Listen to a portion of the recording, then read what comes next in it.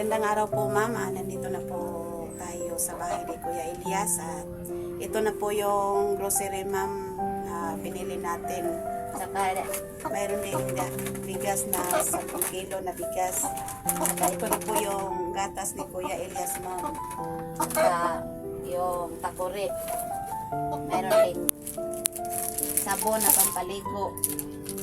At saka shampoo. Mayroon din panglaba. Saka yung ano ma'am, powder. Saka ito po yung ma'am na grocery. Saka Plastic na base. sardinas. Kutsara. Saka lakimi. Mayroong Argentina. Saka may ano ma'am, liswa. Saka ito, udong. So pumili kami ng ano ma'am, Yung lalagyan ng ulam. lagyan ng sabaw ni Kuya Elias kasi wala walang silang lalagyan. malagyan. Saka mayroon din baso at saka plato po ma'am. Mura lang yun ma'am kasi nag-sell po ito. Kapil pa pangarite. Bumili rin kami ng gatas ma'am. Adol. O ano po.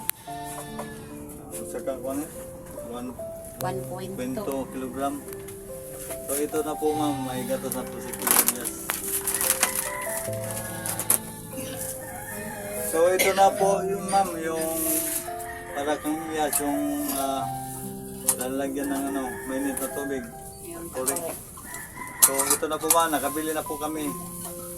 So hindi na sila mahirapan at saka si Sisgar, hindi na mahirapan mag ano ng mainit na tubig. Tama po kasi wala nang laman yung gatas niya. 2 buwan, naubos. O 2 buwan na ma'am bago maubos yung gatas niya. Kaya yung bigas, konti na lang. Tama po, nakabili na po tayo ng bigas para sa kanila. So, ngayon ma'am, tama-tama po to sa ano nila ni Kuya Wancho at saka ni Kuya Elias. Tama-tama po yung konsumo na nila to.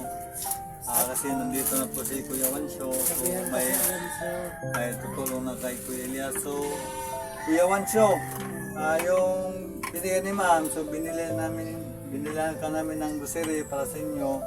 Tama-tama po sa inyo to. Ilang buwan sa to or isang buwan bago maubos yung sabi ni ma'am yung Sahod ano lang yung bibigyan ka daw kung may yung pag ano mo ni Kuya Elias yung ano mo gawin lang dito yung pagkatiman ni Kuya Elias sa magligo pagkain ni Kuya Elias saka yung madumi laba gano'n lang yung sabaw mo kay Kuya Elias tapos Huwag ka na mabilat sa araw daw, huwag sabi kang ni ate. magbilad ka ng araw kasi matanda ka na daw. Bawal yung magbilad para sa'yo. Yung edad mo.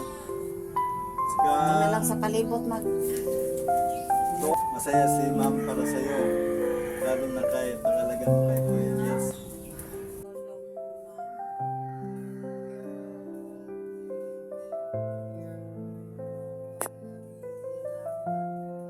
Ingat ka dyan. So masaya po si Kuya Elias ma'am sa pagdating namin dito na nagbigay tayo ng grocery item saka yung bigas. So masaya na po sila dito ma'am. Lalo na kay Kuya Wancho na hindi na sila mag ipang ibenta nila para maka ulam lang saka makabigas. So ngayon masaya na po sila ma'am na nagbigay tayo ng panggusto nila araw-araw saka may makakain na sila. So hanggang dito na lang po mga ma'am. Hanggang dito na lang po kami na pasalamat sa inyo.